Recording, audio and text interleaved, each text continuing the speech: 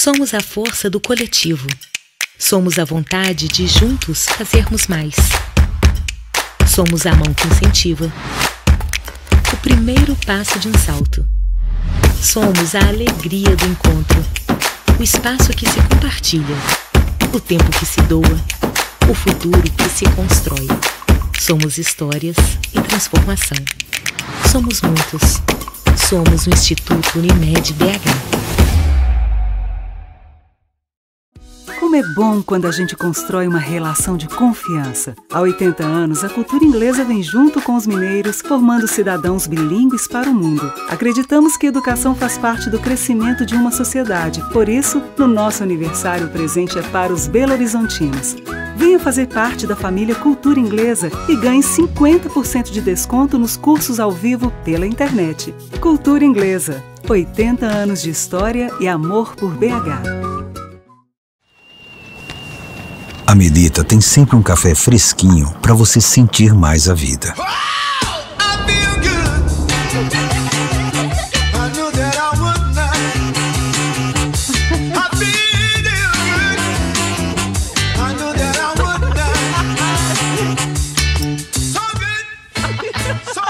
Seja qual for o seu preferido.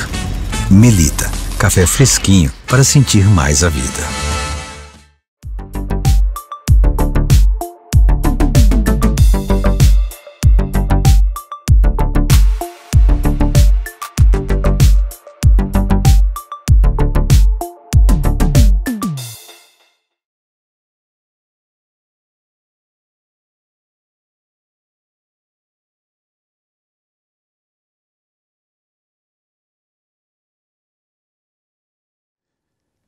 Olá, bem-vindos a mais uma edição do Letra em Cena, projeto literário realizado no Centro Cultural Unimed BH Minas de Belo Horizonte. Aqui nós revisitamos o que há de melhor na literatura em língua portuguesa. E hoje nós vamos homenagear o poeta matogrossense Manuel de Barros, que faleceu em 2014 aos 97 anos. Um dos mais lidos e queridos poetas do Brasil. Em quase 30 livros, ele fez uma espécie de traçado poético sobre as coisas simples e ordinárias, aquilo que ninguém presta mais atenção, os restos e quinquilharias. Manuel foi um obcecado pelas coisas inúteis e sem serventia. Mais do que olhar as estrelas, o poeta olhou para o chão. E para falar de Manuel de Barros, eu convidei um outro grande poeta, o gaúcho, já quase mineiro, Fabrício Carpinejar. Carpinejar surgiu aí pelos anos 90 e de forma meteórica ganhou todos os mais importantes prêmios literários do Brasil.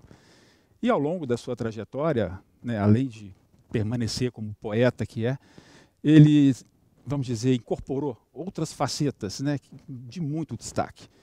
Cronista de mão cheia, professor, comentarista do programa da Fátima Bernardes na Rede Globo, influenciador digital. Ele tem mais de 3 milhões de seguidores em suas redes sociais.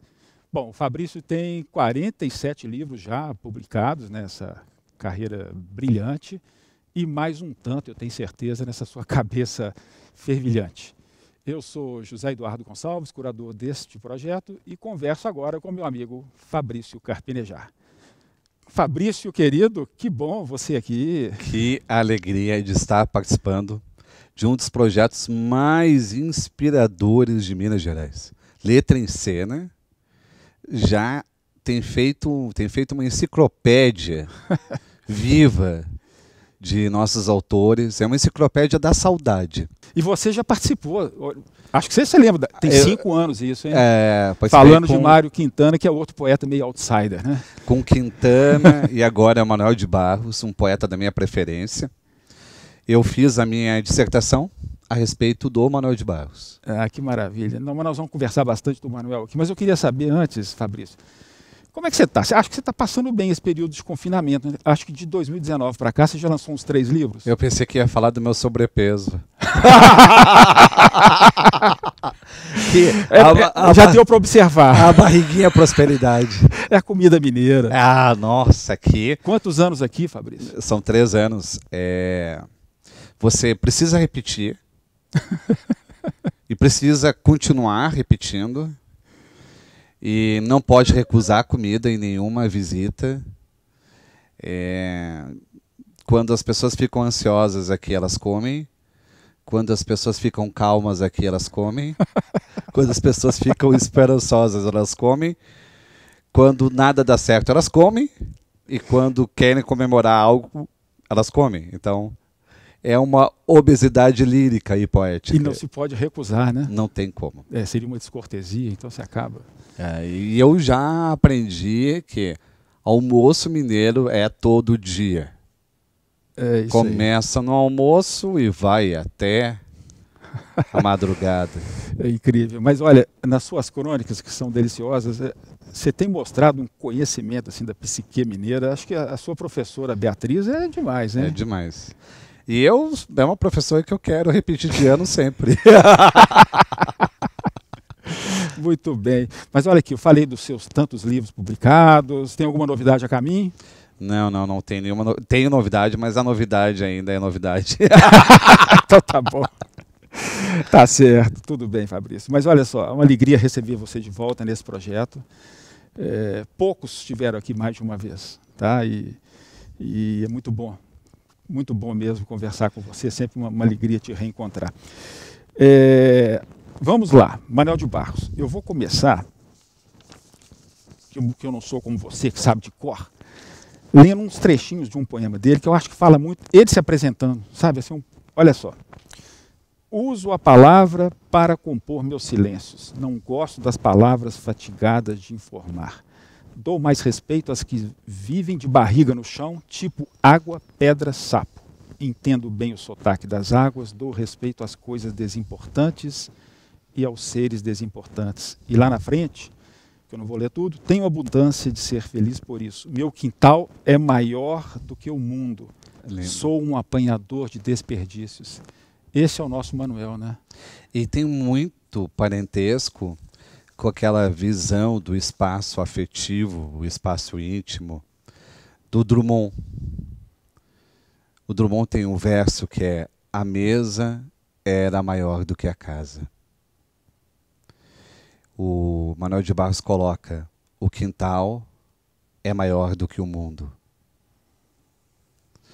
E é um espaço do sonho, é o espaço do devaneio, é um espaço que vem, inclusive, com a falta de espaço, com a falta de lugar. O Manuel de Barros, ele não é apenas um poeta, ele é um teórico da poesia. Ele criou uma teologia do traste.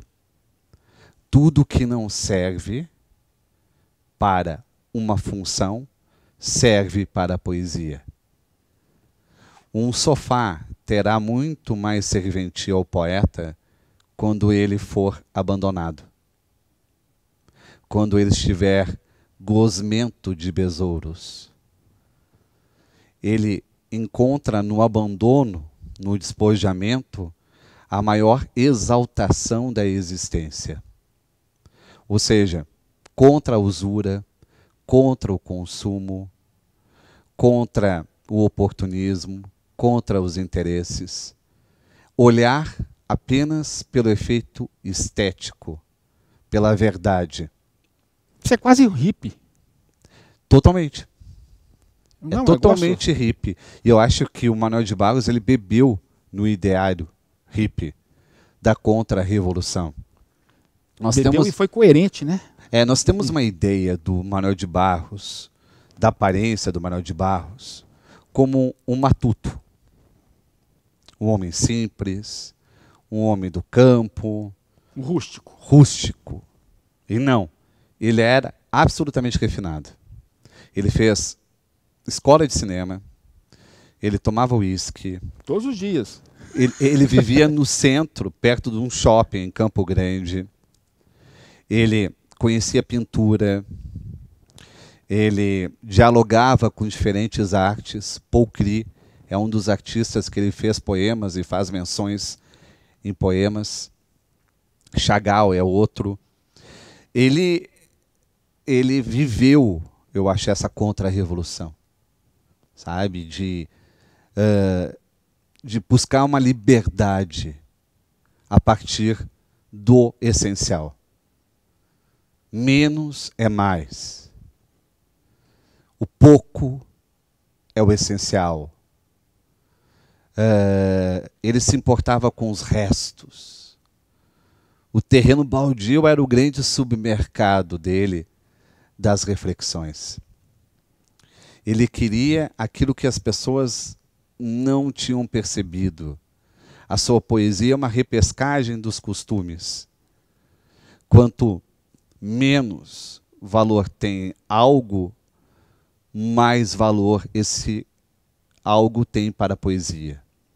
É incrível você falar isso, porque isso difere, assim, quer dizer, esse perfil que você está traçando difere muito desse estereótipo, né,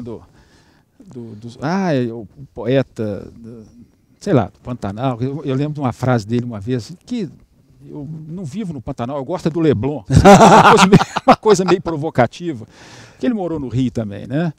E morou com os índios bolivianos também. Ele teve umas experiências... Morou nos Estados Unidos. Estados Unidos, conheceu capitais. Quer dizer, ele conheceu esse mundo sofisticado, refinado, moderno. E depois foi olhar para essas coisas pequenas, né? Esses restos aí da... Não é uma escrita automática. Pois é, fala disso. Não é intuitivo nesse sentido. Não é intuitivo. Eu comparo ele com o João Cabral. O João Cabral, ele tem o rótulo da poesia cerebral. Isso. E o Manuel de Barros tem o rótulo da poesia intuitiva. Mas ambos, eles se alimentam do mesmo exercício, do mesmo método exaustivo de observação. O Manuel de Barros, ele trabalhava muito um poema. Riscava muito um poema. E seus poemas, eles têm um andamento de contos. Ele não é preocupado com a rima ou com a musicalidade. Ele cria a narrativa. O Manuel de Barros usou a poesia como se fosse um cinema pré-histórico. Ou seja, a narrativa, a imagem, criar imagens, sucessivas imagens. Então ele fala: meu irmão queria ser árvore. Aí logo depois ele diz: dormiu 2 dias na árvore. Depois ele diz: até ser vagalume. Você vê o menino entrando na árvore, você vê o menino ficando no escuro, você vê o menino se transformando em vagalume. Como fotogramas. Como se fossem fotogramas. Todo o andamento do Manuel de Barros é como se fosse um cinema. É como se fosse uma montagem de um filme. E isso faz com que se fixe a imagem. Mesmo que ele solte neologismos, arcaísmos, você tem muita facilidade em transitar no texto do Manuel de Barros. Você não esquece. Ele gruda, né? Gruda. Porque ele buscava uma intervenção consciente no poema. Racional. Racional. Ele é extremamente racional. Tanto que ele era racional que ele cria dicionários, listas. Isso. E não há nenhum autor que definiu tantas vezes como ser poeta como ele. Para você ser poeta é necessário A, B, C, D, E, F, etc. etc. Se você não é racional, você não vai colocar A, B, C, D, E, você não vai listar, você não vai organizar, não vai ter uma hierarquia. Você vai apenas ser catártico, dionísico. Vai ser aquele vulcão, não. Ele sabia o que estava fazendo. Exatamente. Ele escrevia como quem apontava um lápis. Com aquele... Com a pontinha. Pontinha ali, sabendo que se ele errar um pouco, a pontinha quebra. Tanto que ele gostava de desenhos, ele gostava sempre da companhia dos desenhos, das ilustrações. Incrível, Fabrício, você está falando assim, está iluminando tanta coisa na minha cabeça. Eu acho que poucos poetas, eu não me lembro, são capazes de, assim, cada frase dele, cada frase é um poema à parte. Não é? E tem vida independente. Autônoma. Autônoma. Cada frase. A gente é rascunho de pássaro. Isso é um poema. É um poema. Então, está dentro, é um verso dentro de um poema, mas que tem essa vida autônoma da gente entender que, sim, nós queremos voar. Somos rascunhos de pássaro. E ele é sinestésico. Ele humaniza a natureza. Ele passa qualidades humanas às rãs, aos sapos, aos pássaros, ao rio. Tudo passa a ser um homem. E ele passa a ser uma espécie de bicho. Ele se torna um bicho. Por quê? Ele tem um interesse de se misturar. É como se fosse uma antirrenascença. Você não encontra o humano, porque o humano está espalhado pela natureza. Não tem um protagonista, uma figura de centro, de eixo. Ele defendia... Nem ele, né? Porque não é ele. Não né? é ele. É sempre os outros. É sempre os outros. O que ele diz? Também é uma outra característica. O meu melhor são os outros. Uhum. Ele faz o contrário do Sartre. O inferno são os outros. Não. Ele diz que o meu melhor são os outros. Exato. O meu melhor é aquilo que eu não conheço.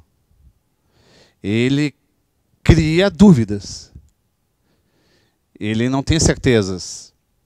Aliás, ele traz certezas para criar mais dúvidas.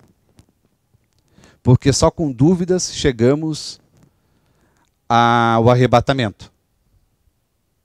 Se você tem uma certeza, você será apressado, você será insensível, você será alheio a que todo mundo está sentindo. Se você tem uma dúvida, qualquer coisa que você ouvir será necessário. Incrível. Fabrício, e outra coisa que você está falando, aí as coisas estão vindo assim num turbilhão. Ao contrário também da maioria dos poetas, é como se o poema dele, você falou nisso, ele não caminha para uma epifania, não, né? Ele vai. Não. Ele não é aquele poeta que vai criando a situação, vai criando, aí no final tem aquela frase. Não, isso é muito bem posto, Zé. É só um leitor tão acurado como você para conseguir abordar isso. Por quê? O Manuel de Barros ele não se importa com o acúmulo emocional do poema, com arremate. Isso, o arremate. Com aquele golpe final. Aquele nocaute final. Para arrancar riso ou lágrimas. Ele não faz isso. Ele gosta de colocar um grande verso no meio perdido num poema. Ele não tem medo de gastar esse grande verso no Não. meio. Fala assim, como é que eu vou terminar? Não. Ele gosta de esconder os seus melhores versos. É uma brincadeira de esconde-esconde. É do seu percurso estilístico. Não facilitar. Sendo didático, colocando o melhor no final. Ele não faz isso. Tem num poema dele, um final de poema que ele está fotografando perfumes. Fotografa perfumes, e fotografa os perfumes mais peculiares. E no final ele completa, a foto ficou legal. Ah, exatamente. A foto ficou... Que é muito coloquial. É um poema de alta fatura semântica, e no final ele simplifica com a foto ficou legal. Porque ele não quer o final. A sensação lendo o Manuel de Barros é que ele fez um único grande livro. Exatamente. Uma grande obra é como se fosse obra com tomos. Tomo 1, tomo 2, tomo 3. Não há livros isolados. Ele trabalha sobre alguns temas, mas sempre com a mesma atmosfera, que é o criançamento das palavras. Ele quer a língua na sua mais alta sinceridade. Quando erramos a língua, acertamos a alma. Ele quer reproduzir o raciocínio de uma criança aprendendo a falar, aprendendo a escrever. Nós vamos falar muito dessa coisa da criança, isso merece até um bloco à parte aqui. Eu queria saber do seu impacto inicial, Fabrício, quando você leu a primeira vez. Já te pegou de primeira? Sim. É que o Manuel de Barros é um poeta que atravessou todo o século passado. Ele nasceu no início do século passado. Isso. E publicou seu primeiro livro nos anos 30. Ou seja, Poemas Concebidos Sem Pecados saiu em 37. Ele era contemporâneo do João Cabral, que publica seu primeiro livro, A Pedra do Sonho, em 1940. Era contemporâneo do Mário Quintana, que publica seu primeiro livro, A Rua dos Cataventos, em 1940. Drummond foi antes, né? E Drummond publica seu primeiro livro em 30, Alguma Poesia. O que significa? Que o Manuel de Barros ele escreveu durante 50 anos sem ser conhecido. Até os anos 80, né? 50 anos. Meio século de ostracismo. Ele publicava tiragens pequenas, limitadas, para poucos experts. E foi o Milor Fernandes que deu aquela... Em 80, o Milor Fernandes descobre ele e... Cai no mundo, né? E diz, é um dos maiores poetas brasileiros. 5 décadas sem... Então, ele é da geração de 45. Modernista, a gente pode falar. Exato. Não era o modernista. Não é, a questão é, ele é um híbrido entre o modernismo e a geração de 45, mas historicamente seria ligado à geração de 45. Só que ele só foi ser reconhecido nos anos 80. Então ele entrou direto com uma poesia contemporânea. Mas ele tem uma família constituída que é Guimarães Rosa na prosa, Raul Pop, Cobra Norato. Tu vai ler Cobra Norato, ali tem um personagem que se afoga na sombra, que busca apanhar o vento no alto da árvore, que se preocupa com o engradado de estrelas, que bebe o engradado de estrelas, que é uma fusão do mundo animal, mineral e vegetal, como o Manuel de Barros. Ele é um poeta, eu diria, que muito mais ligado ao modernismo. No sentido de que ele quer quebrar as regras gramaticais. Ele quebra. Ele transforma adjetivo em verbo. Ele experimenta. Ele faz uma arruaça. Ele gosta justamente de provocar uma reação inédita no leitor. Ops, tem alguma coisa errada acontecendo. O Geraldinho Carneiro falou, né, em algum momento, que ninguém provocou tanta instabilidade semântica. Sim, mas... Não é? Não, ele não fazia isso porque ele tinha desconhecimento, ele fazia isso porque tinha conhecimento. Ele era um devoto do Câmara Cascudo.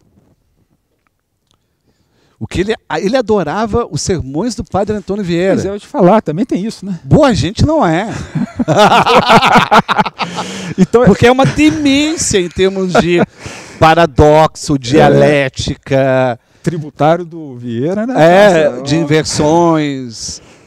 Não é uma leitura fácil. Então, ele buscava justamente o avesso. Isso já te tocou de cara? Tocou muito.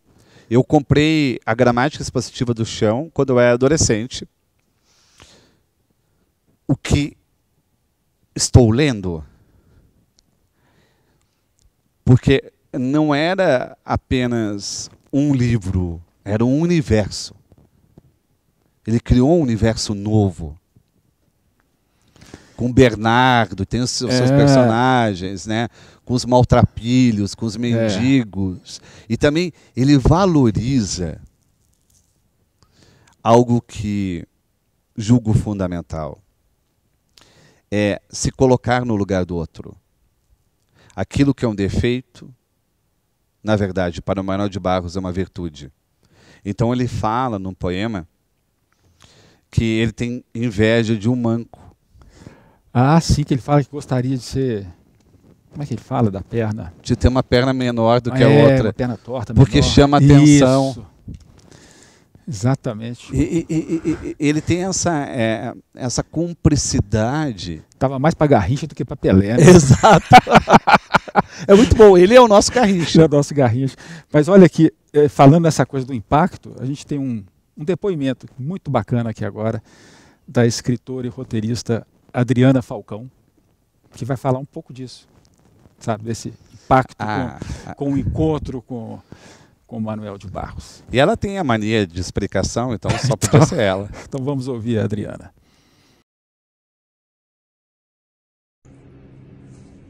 Sempre que eu falo do Manuel de Barros, eu tenho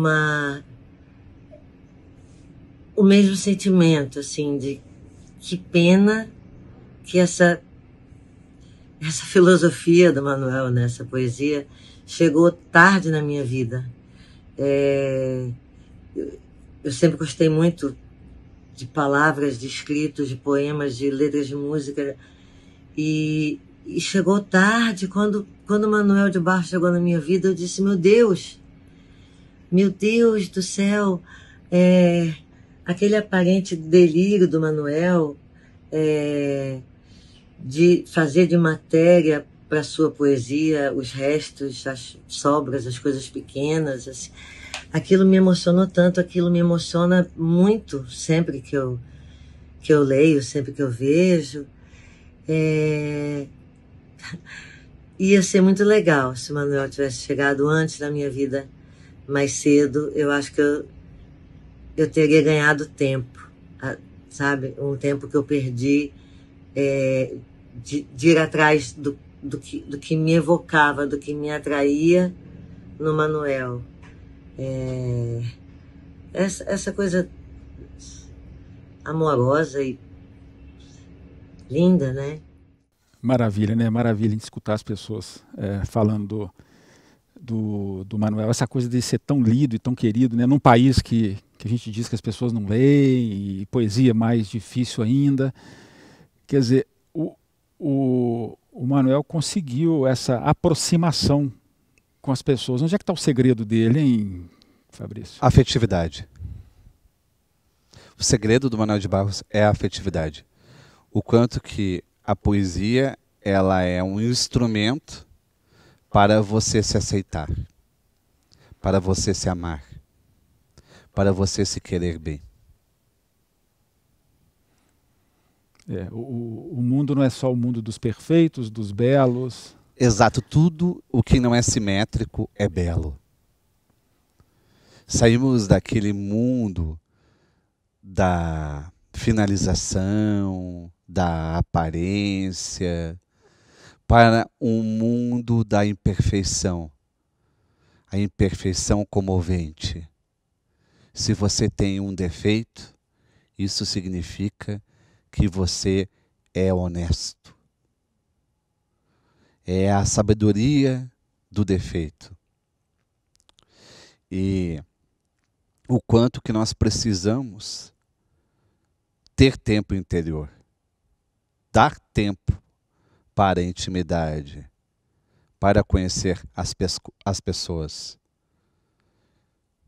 Ele fala que a poesia não é para entender. E isso é incrível. mas para incorporar. Não busque ser parede, seja árvore. Quanto tempo nós conseguimos assumir essa postura de árvore na nossa vida? Muito pouco. A gente não é capaz de ser árvore quando a esposa fala, quando o filho fala. Ser árvore da audição. Como se estivesse pescando. Você sempre está com uma demanda, uma urgência, uma importância forjada. Aí você perde aquilo que é importante. Deixa de viver a absorção, a vida, em seu estado mais puro. Porque você sempre tem algum compromisso. Você nunca está ali inteiramente. Ele traz o poder transformador da contemplação. Se você é capaz de contemplar durante 1 hora, você se transforma naquilo que está enxergando. Se eu contemplo um pôr do sol, eu vou me transformar no pôr do sol. Você se mistura, você evolui. E eu acho incrível essa coisa, assim, e esses elementos tão presentes, né? A pedra, a árvore. Pensar na árvore, né? Que aparentemente a árvore não sai do lugar, né? Ela está ali. E ao mesmo tempo você não tem nenhuma árvore igual a outra. Todas são diferentes. E como o Milor Fernandes diz, negócio, aí a árvore nunca dá as costas, né? Ela é fiel, ela é leal. Ela nunca vai trair. A árvore nunca trai.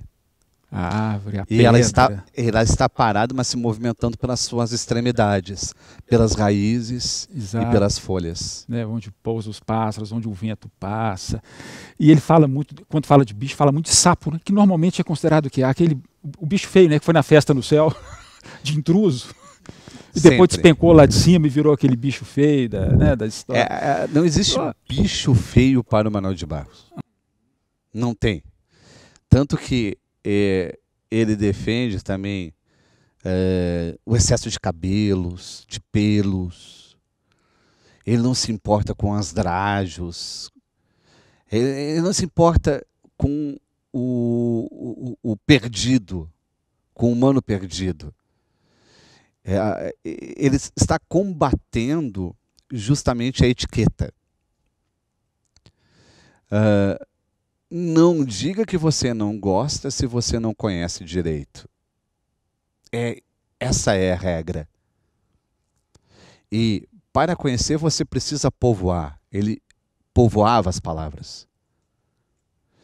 Tanto que ele dizia que era educado e batia na porta da palavra para ver se não tinha ninguém dentro dela antes de escrever. Isso é bonito demais. Poxa, isso é bonito demais. Isso qualquer pessoa que escreve devia ter isso assim, na porta, gravado, uma tabuleta assim. Tem que pedir licença para entrar, né? Pedir licença e também usar palavras pessoais. Porque se tem outra pessoa naquela palavra, não é a sua palavra. Colecione as suas palavras prediletas. O costume é ter um time de futebol, o costume é ter opiniões formadas, mas as pessoas não comentam quais são as suas palavras prediletas. Que palavra que enfeitiça a sua vida? Adágio. Tem tantas palavras maravilhosas. Você precisa ter palavras de estimação. Palavras que você vai levar para passear. Que você dá a mão e sai com ela. E uma palavra bonita é capaz de te salvar da ansiedade, do estresse. Porque todas as palavras bonitas em nossa vida exalam um perfume da saudade.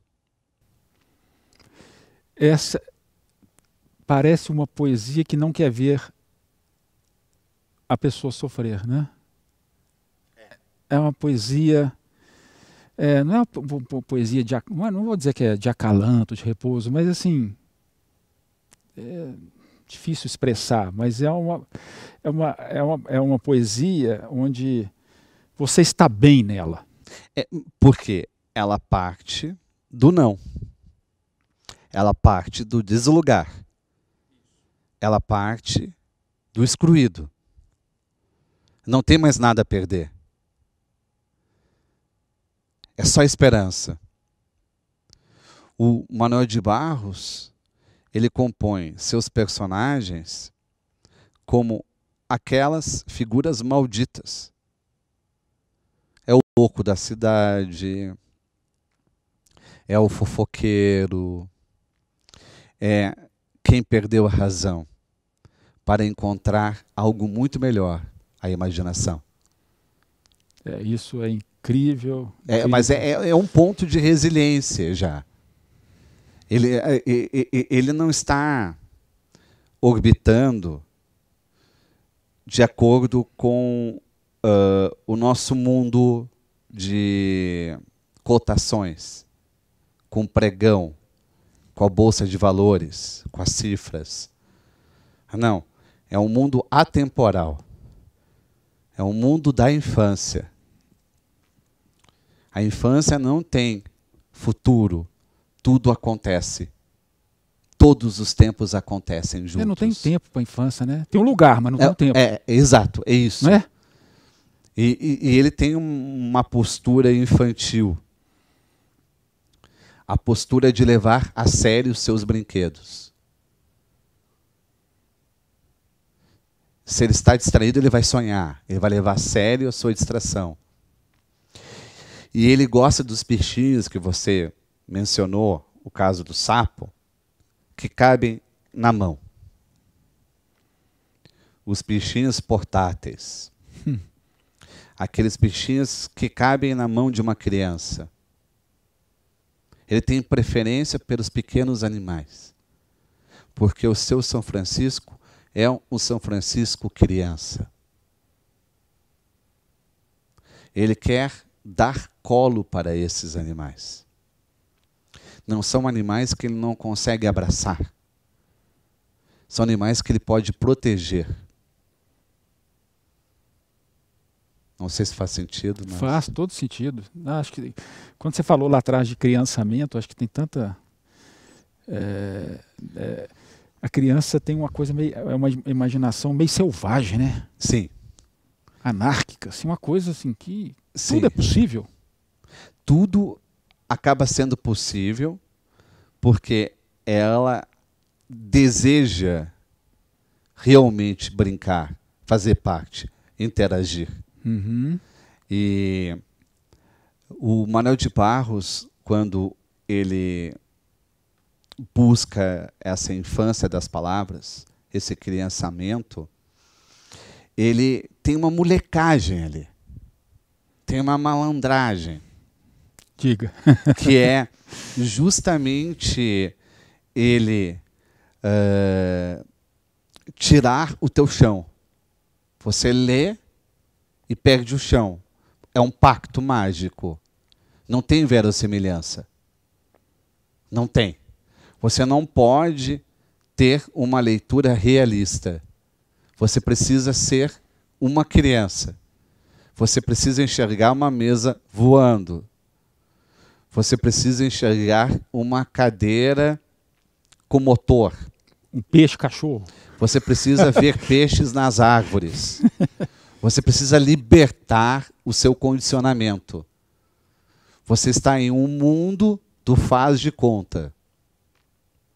É isso aí. Quem não é cético, é restritivo, é muito racional nesse sentido, não faz, sabe, que é tudo muito como maquete, reproduzindo o real, vai ficar perdido.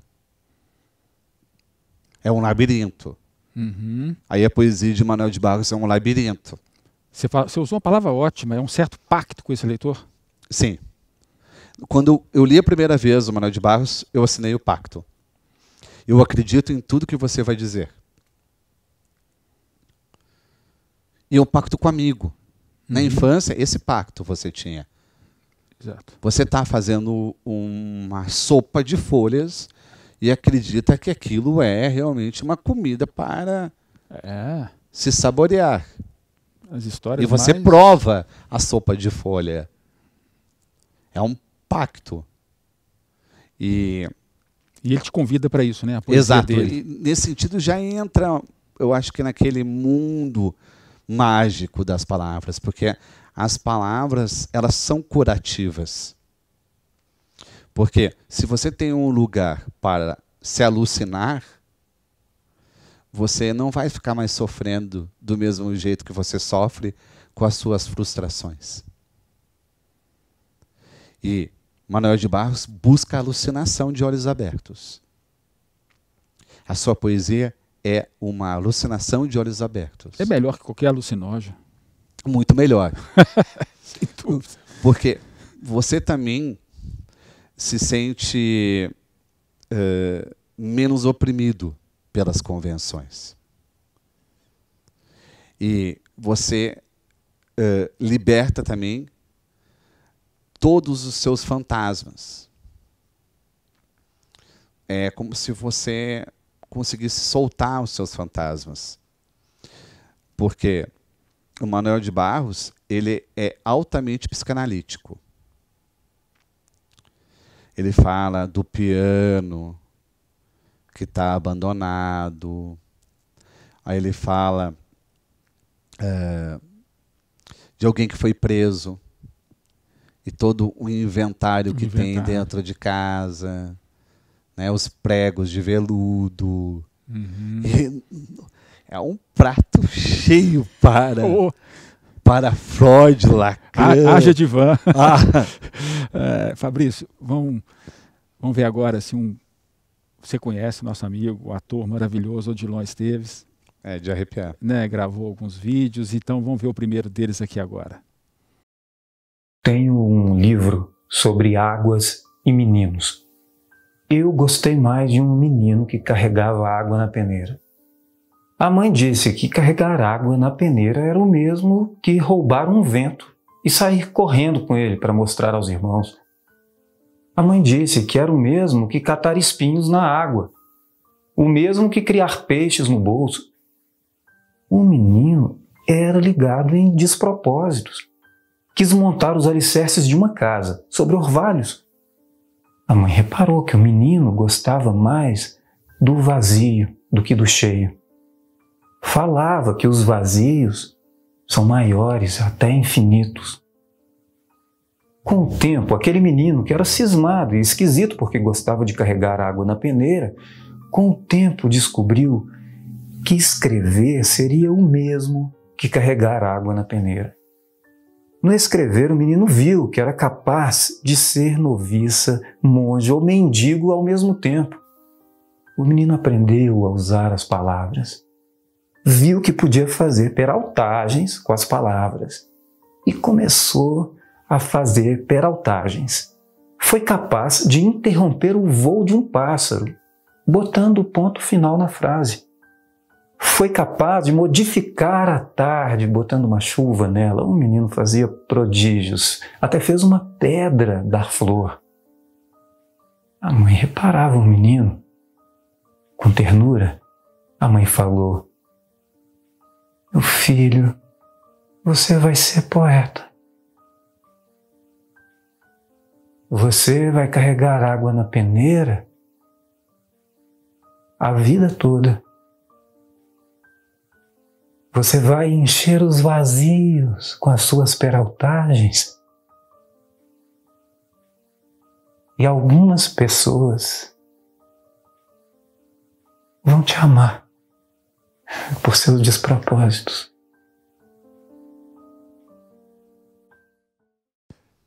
E aí, Fabrício, tem carregado muita água na peneira? Muita. E os despropósitos, Olha, as inutilidades. Pois é, essa coisa tão tão forte, né, quando fala da obra do Manuel, que é a questão da inutilidade. O espaço dele da escrita, ele falava que era o lugar de ser inútil, né?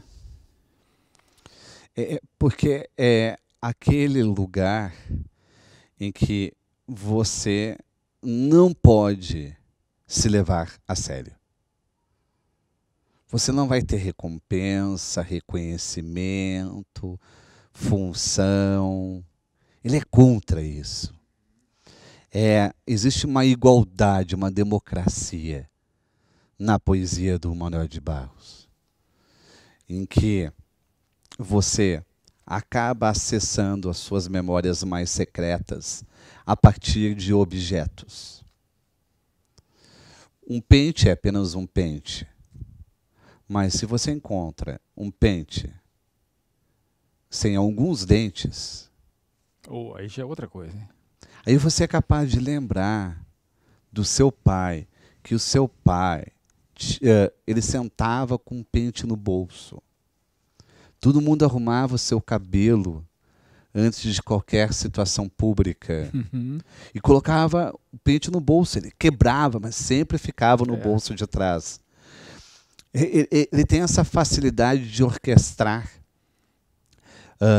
lembranças, evocações, como se fosse um Proust, sempre em busca do tempo perdido. E eu gosto da descontinuidade, porque não há o foco. E vivemos num mundo só de foco. É como uma criança que começa num brinquedo e termina no outro sem saber por quê. Começa um assunto e termina no outro sem saber por quê. Nunca se sabe para onde se vai. Porque a meta do Manuel de Barros é uma desmeta, é se perder. Perder-se é se encontrar. Se você está perdido, você está atento. Se você está perdido pela primeira vez, você está olhando a estrada, a cidade, o que está acontecendo. Perder-se é ter uma atenção absoluta. E o Manuel de Barros, ele é muito ligado à ignorância. Ele gostava da douta ignorância, que é uma obra do Nicolau de Cusa, o teólogo. Ou seja, tudo que você não sabe é o que mais importa. Sou aquilo que eu não sei.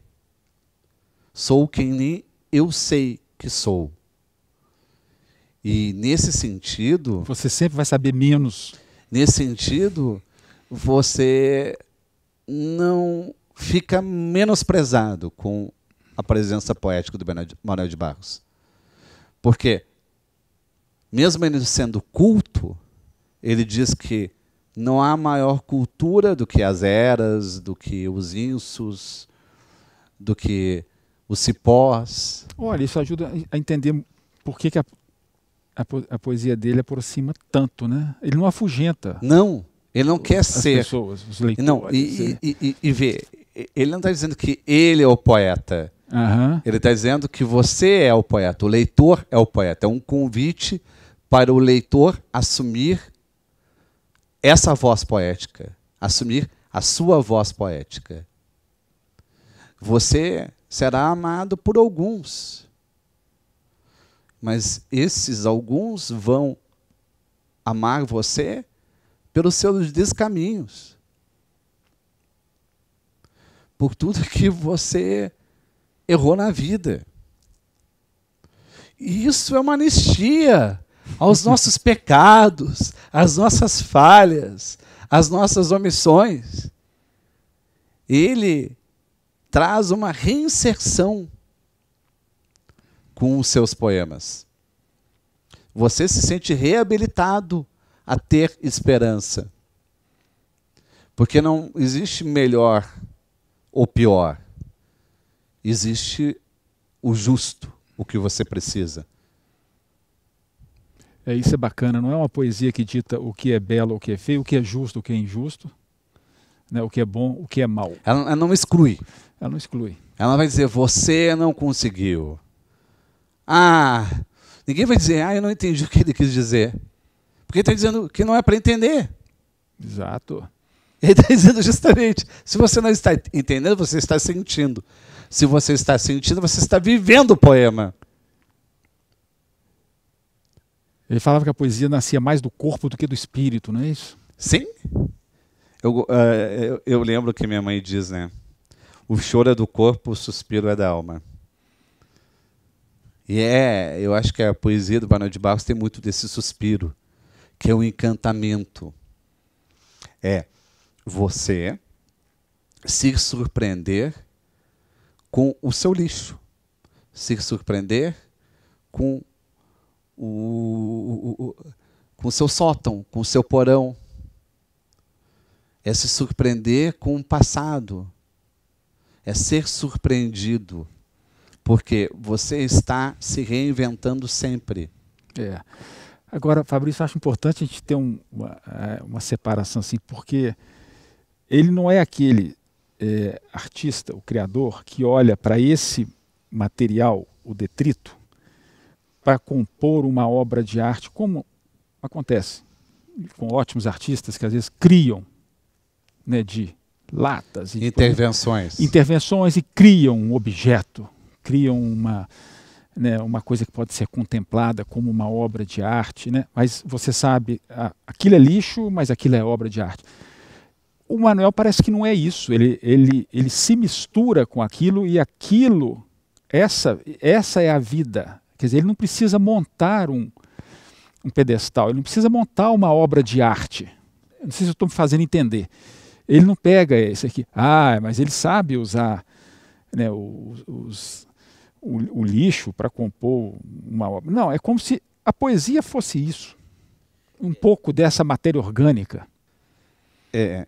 Ele tem uma filosofia que é do Franz Ponge, que é uma filosofia aplicada à revalorização dos nossos talismãs, do nosso relicário. É como se a gente tivesse um santuário e que a gente não desfruta pela pressa. Somos apressados. O Manuel de Barros, ele faz com que você enxergue tudo que está na sombra da sua vida. Por isso o lixo. Se você escreve uma carta de amor, você vai escrever uma carta de amor, rasgar, jogar fora. Outra, rascunho fora. Depois da 10ª carta que você escreveu, você percebe, agora a carta está boa. O Manuel de Barros diz o seguinte, as melhores cartas são aquelas que você rasgou. Aquela que você jogou fora. Ele faz com que você repense as suas atitudes. Contra o desperdício, contra a ostentação, contra uma espécie de indiferença à natureza.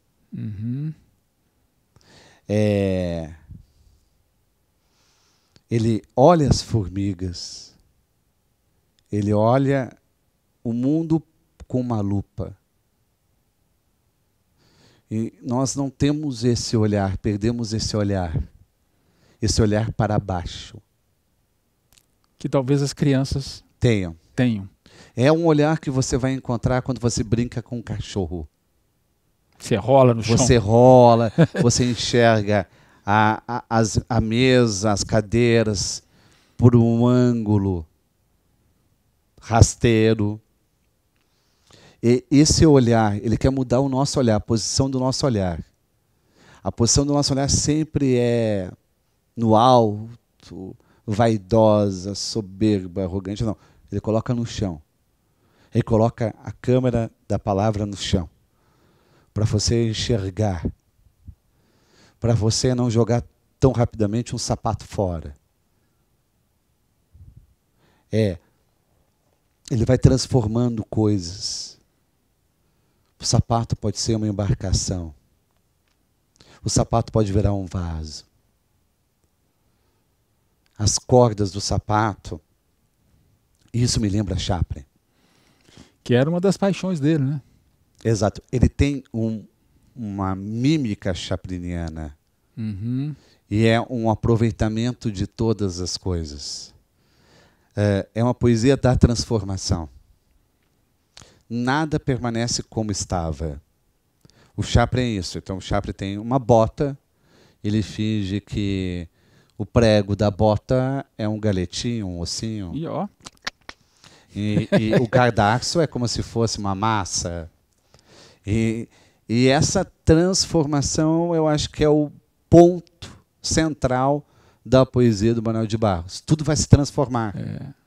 É um olhar vagabundo mesmo, né? O olhar vagabundo. É um olhar à toa, um olhar a esmo. É aquele olhar que vai dar muito valor a um botão, mais do que a camisa. É o olhar do detalhe, do pouco. É como se você pudesse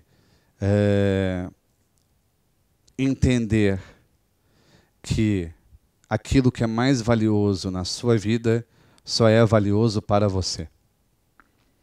O que é mais valioso para você, Zé? Que você tem de objeto valioso? Puxa vida, que pergunta difícil. Não estava preparado. Não, mas isso. Que coisa. Sem nenhuma pretensão, censura. O que é? Talvez aquilo que seja valioso para você seja só para você. Uhum. Eu tenho de valor um relógio, um cebolão do meu pai. Eu tinha e foi roubado. Foi um horror. É uma coisa horrível. Mas se eu vou vender, não terá nenhuma cotação. Ele é um relógio parado, é um relógio que já não funciona. Uhum. Ele não tem mais utilidade como relógio. Exato. O fato de não ter mais utilidade como relógio interessa ao Manuel de Barros. Porque deixou de ser relógio para ser o seu relógio biológico. Para ser o seu relógio sentimental. Isso, a sua memória afetiva ali. Então ele quer isso. Então não seja o lixo.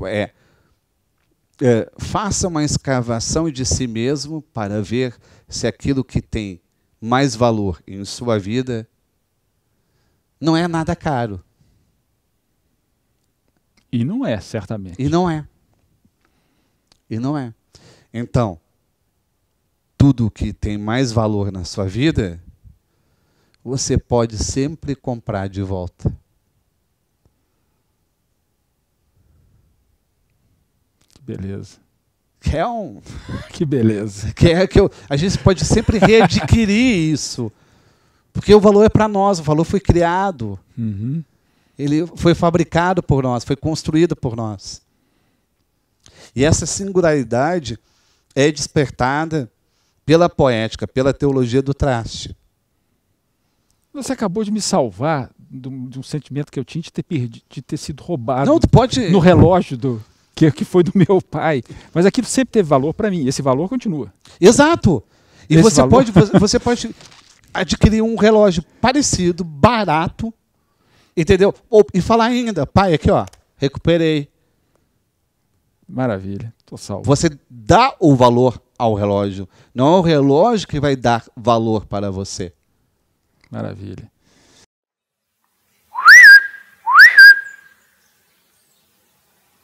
Um passarinho pediu a meu irmão para ser a sua árvore. Meu irmão aceitou de ser a árvore daquele passarinho.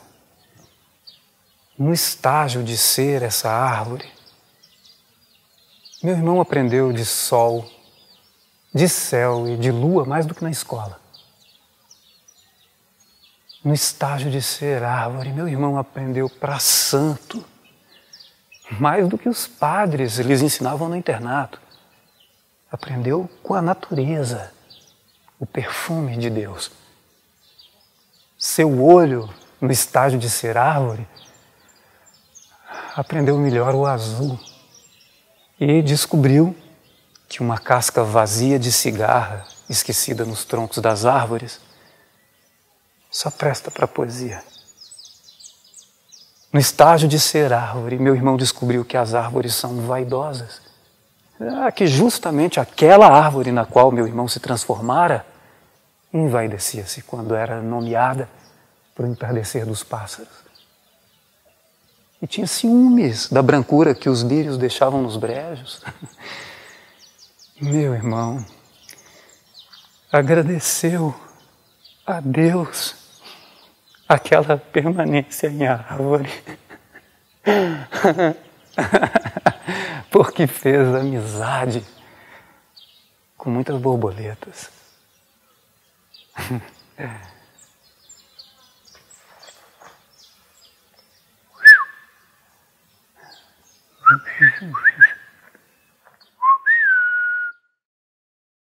Fabrício, nós já falamos aqui um pouco, você citou Guimarães Rosa.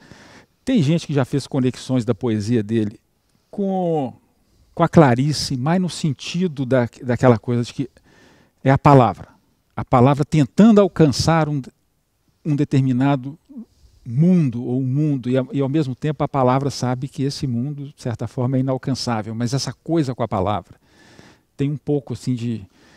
Já fizeram referência, eu nunca vi ele falando de Clarice, eu já vi ele falando de Guimarães Rosa, que é muito bonito. Né? E tem também uma certa aproximação dele, que eu não sei se você concorda, com o Alberto Caeiro, um dos heterônimos do Pessoa. Né? Porque o guardador de rebanhos é um pouco o guardador de palavras, né? Tem um... E ele tem momentos de Alberto Caeiro. Eu vi o mundo como uma rã vê o mundo de dentro de uma pedra. Isso é muito. É muito. Ou seja, de pensar pela natureza. De ter uma paz. Alberto Caeiro tem uma paz, que tudo vai acontecer no seu tempo, no seu ritmo. Na Lispector, sim, tem uma aproximação do indizível. Mas são dois vazios diferentes que eles abordam. A Lispector é um vazio feroz. Ela quase se mata para chegar até ele. E já o vazio do Manuel de Barros é um vazio confortado. A Clarice é muito violento, né? Sofrido. O vazio violento. Já o vazio do Manuel de Barros é um vazio apaziguado. É um vazio calmo. É um vazio tranquilizante. Os estados de espírito são diferentes nesses vazios. O Manuel de Barros, ele quer justamente um vazio que não tenha mais a poluição dos fatos, que seja um vazio atemporal. Já a Lispector é um vazio com os fatos, é o vazio humano, é o vazio dos limites, é o vazio do nojo, é o vazio da desistência. Eu acho que o vazio do Manuel de Barros é um vazio depois de ter chegado no vazio. A Lispector ainda está tentando chegar nele. O vazio do Manuel de Barros seria a aposentadoria do vazio da Lispector. Porque não existe um grande conflito nesse vazio do Manuel de Barros. Já na Lispector existe um grande conflito. Que é não saber quem se é, não mais se sujeitar, buscar a felicidade mesmo que seja pela morte. É uma inadequação, né, ao mundo, incrível. Muito. É um desajuste. É um desajuste. Já no Manuel de Barros é tudo muito combinado. Não existe mais medo do silêncio, vergonha das dúvidas. Se ele vai ficar em silêncio durante uma semana, ótimo. Não é um silêncio incômodo, aterrorizante, como é na Lispector. Uhum. Alguma vez nas conversas que você chegaram a conversar, acho que chegou a te ler, você chegaram a conversar sobre poesia ou não, nem? Sim, mas o Manuel de Barros, como pessoa, como persona, ele é muito tímido. Ah, ele se dizia e era mesmo? É tímido. Ele assim, ó, ele gostava de contar histórias, mas é como se estivesse sendo possuído, entendeu? Mas ele tinha um andar tímido, mais reservado. Ele não era de atacar, sabe, falando na loquacidade. Ele ficava sempre no recuo nas conversas. Toda conversa com ele tinha quintal mesmo. Porque ele ficava no recuo. Ele esperava que você falasse tudo, aí fazia um comentário. E nesse comentário, você tinha usado a Ilíada para fazer um comentário, ele usa um pequeno verso para replicar. Ele é mais reservado. Eu acho que ele é muito mais desinibido na poesia. Na poesia, ele não é tímido, ele é desinibido. Mas, pessoalmente, ele era mais inibido. Ficava envergonhado com elogio, enrubecia. Detestava da entrevista, né? Não gostava só por escrito. Só por escrito. Aí, não é que ele escrevia em entrevista, ele fazia um novo poema. Na verdade, o Manuel de Barros talvez tenha sido o único sujeito, autor, que nunca deu uma entrevista. Fez poemas no lugar. Muito bom. Muito bom, gente. Grande Manuel. Ai, ai. Uma das coisas que eu tenho muito orgulho, assim, eu tenho um autógrafo do Manuel. Um. E ele colocou lá, ao poeta José Eduardo. Ninguém nunca me chamou de poeta. Como é que ele, de repente, sacou ali alguma coisa? Sei lá, observação. Ao poeta. A sua sagacidade. É um negócio assim, eu guardo com o maior carinho, que é o livro do nada, assim, ele, com essa dedicatória. Mas me diga uma coisa, Fabrício, esse sujeito que o Drummond, em 86, disse que era o maior poeta do Brasil, de certa forma, a crítica nunca o considerou como ele deveria. Sim. O cânone parece que não o inscreveu ali. Ele teve azar. Porque quando ele é desconhecido, o cânone poderia ter o elevado. Mas ele se tornou popular e o cânone chegou atrasado. O cânone tem uma grande dificuldade em admitir poetas populares. Tem uma grande dificuldade. E será que o cânone enxerga na poesia dele alguma coisa, eu não diria religiosa, mas de uma fé, alguma coisa assim que incomoda o cânone também? Muito bem. Não, mas eu acho que toda a nossa poesia religiosa, ela é excluída. Cecília Meirelles é a maior poeta brasileira. É a maior poeta. Só não é pelo cânone a maior poeta porque é uma mulher. O cânone é machista. Mas quem fez Romanceiro da Inconfidência, desculpe. Isso é para ser o Lusíadas. Boa. E Murilo Mendes, Jorge Lima. E pode pensar até na prosa, Lúcio Cardoso. Na memória, Pedro Nava. Todo mundo que tinha uma... não é uma religião confessada, mas que falava de um mundo com o sagrado e o profano, acabou sendo posto de lado. Privilegiou-se a leitura marxista realista, a leitura engajada. Os nossos grandes poetas do cânone são poetas da realidade. Nós não valorizamos os poetas da transcendência. E isso Manuel de Barros está incluído. É um poeta da transcendência. Mas dá para a gente pensar assim, qual é o lugar do Manuel nessa poética brasileira? Ou isso não importa? Não, ele fez um monumento do nada. Ou seja, não tem mais como entender a poesia atual sem o Manuel de Barros. Ele influenciou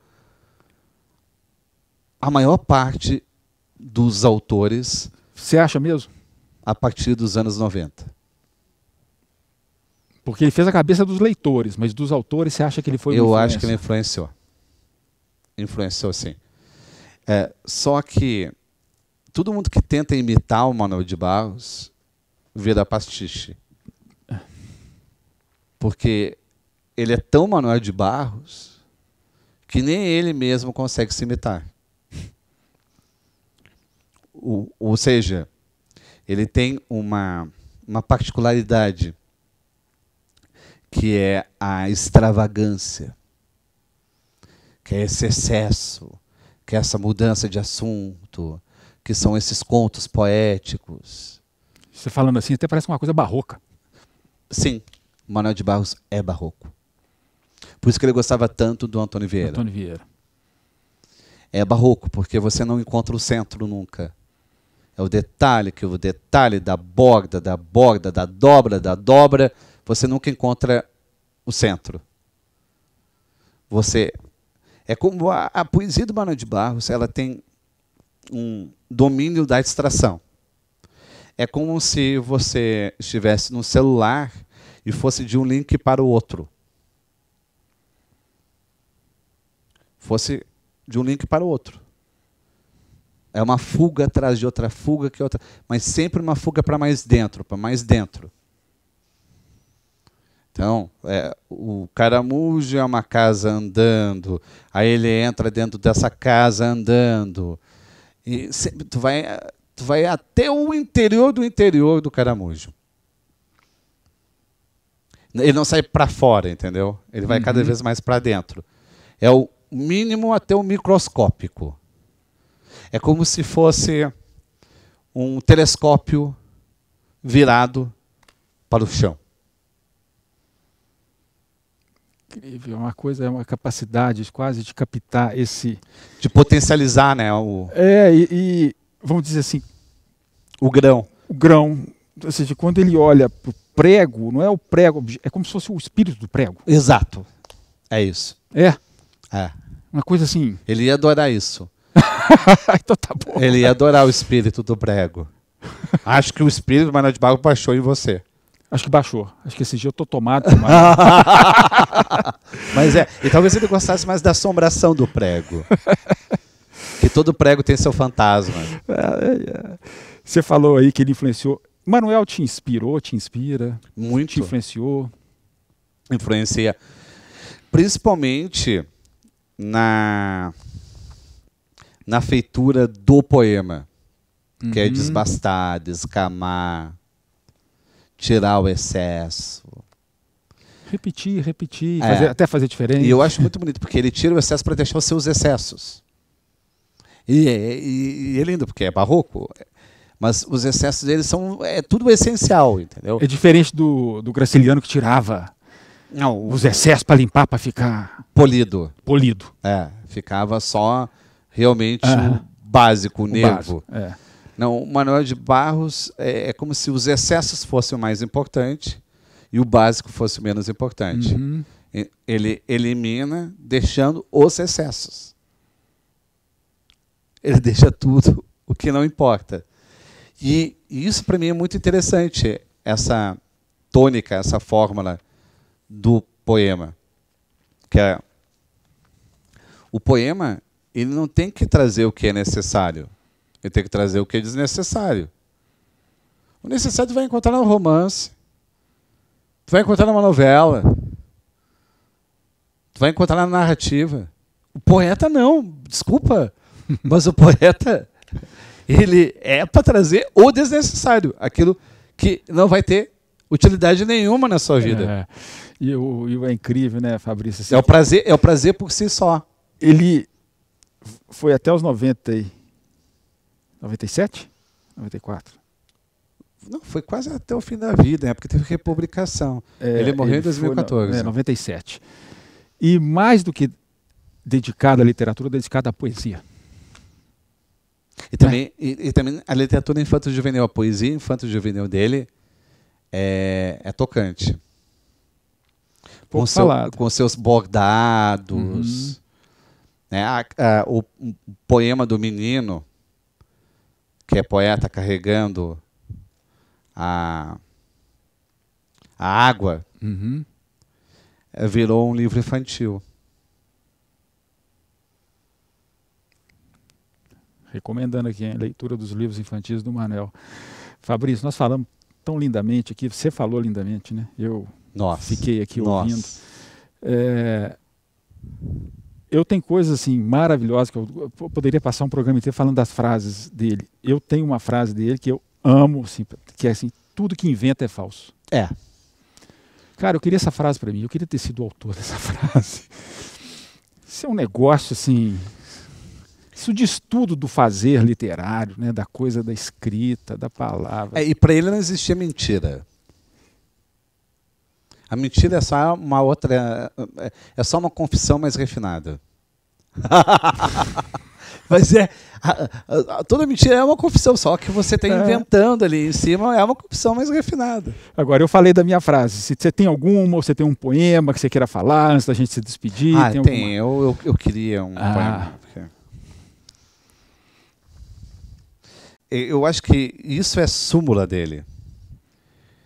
Eu vi um êxtase no cisco. Eu vi um êxtase no cisco. Isso aí eu acho que revela o Manuel de Barros inteiro. Tem uma epifania no cisco. Isso é incrível. O êxtase. Por isso que ele... Não tem nada tão minúsculo quanto o cisco, né? Ele é um beato no sentido de que a poesia é um voto de pobreza. Então tem o êxtase da Teresa d'Ávila, o êxtase, o quanto que você se despossui para encontrar o êxtase. O êxtase é o romance com Deus. É o namoro com Deus. O êxtase.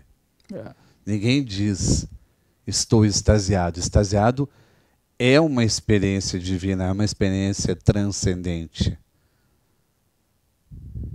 E se ele consegue ficar em êxtase com o cisco, imagina com o chão inteiro. Que maravilha, que lindo, sensacional, foi demais. Agora, para terminar, tem uma surpresinha para você. O quê?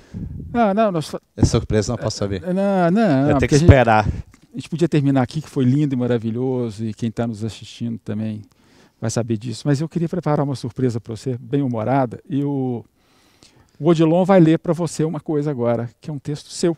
Opa! Que surpresa, nossa. Vamos ver? Se num jantar em minha casa, uma visita porventura mexer no congelador, talvez para buscar uma cerveja gelada, jamais entenderá um pequeno embrulho na prateleira. Não são restos congelados de alcatra ou de frango, muito menos um queijo guardado. É um doce de 2 anos. Está lá há incríveis 2 anos. Imóvel. É um doce da sorte. Um doce talismã da família. Só vamos comê-lo em uma situação de extrema crise, quando realmente apagarmos da memória a importância do amor. Foi o que combinei com Beatriz, minha esposa. Se um dia você esquecer o quanto a amo, se um dia eu esquecer o quanto você me ama, dividiremos a pequena e heróica sobremesa para nos lembrar da força de nossa história e rirmos de mais um breve desentendimento. O doce é um bem casado que sobrou da festa de nosso casamento. Sobrou é força de expressão. Salvamos da boca dos convidados. Beatriz, astutamente, colocou em meu bolso. Vamos roubar a nossa própria festa? E roubamos um pedaço de nossa eternidade para depois. Separamos um biscoito das centenas que havia nas bandejas, polvilhado do açúcar da nossa paixão, para a cerimônia nunca acabar, nunca encerrar de verdade, nunca virar passado. É um biscoito da sorte que guarda simbolicamente, em suas finas massas envolvidas em chocolate, os votos que fizemos um para o outro naquela noite. Com aquele bem casado na geladeira, estamos nos casando sempre. Que lindo.